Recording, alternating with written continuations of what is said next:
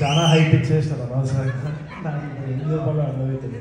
నేను కూడా లిస్ట్ పెట్టుకొని థ్యాంక్ యూ చెప్పి ప్యాంట్ వరకు ఉంటుంది లిస్ట్, బయట తీసి చెప్తూ ఉంటాను. కానీ ఇవాళ ఎందుకో ఇవాళ it was a very memorable day. అనుకోకుండా తెలంగాణ ఫార్మేషన్ డే ఇవాళ. అండ్ నాకెందుకో ఫ్లాష్ బ్యాక్ వచ్చింది. ఇవాళ మధ్యాహ్నమే నాకు had the honour of felicitation governor Raj Bhavan. తెలంగాణలో చాలామంది ఎవరెవరైతే కాంట్రిబ్యూట్ చేస్తున్నారో నా పేరు చెప్పి రావడం ఇవాళ ఫెలిసిటేషన్ అయింది. సో అది అప్పుడప్పుడు నాకు ఏమనిపిస్తుంది అంటే అసలు వర్తా కాదా నాకే డౌట్ వస్తుంది. ఫస్ట్ క్రిటిక్ లోపలే ఉంటుంది నాకు, అది ఎంజాయ్ కూడా చేయలేను ఎప్పుడు. సో నేను పోయినా కానీ నాకు అది అర్థం కూడా కాదు. సో ఆ సిచ్యువేషన్ ఇవాళ ఆ సిచ్యువేషన్ వచ్చింది. ఎందుకో నాన్న గుర్తొచ్చింది ఇవాళ. నాన్న కూడా తెలంగాణ మూవ్మెంట్కి కొంచెము ఈ was in the four front అనమాట. అక్కడ కూడా అదే చెప్తుండే.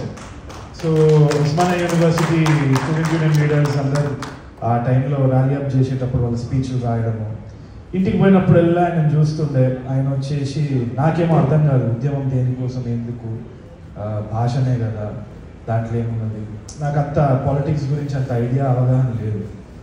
సో ఆ టైంలో నేను పోయినప్పుడు వెళ్ళా నాన్న ఇట్లా పైన కింద చూసి ఈడో వేసిన కొడుకు అన్నట్టే చూసేటుండే. అప్పుడు నన్ను తిట్టే పదం బద్మాష్.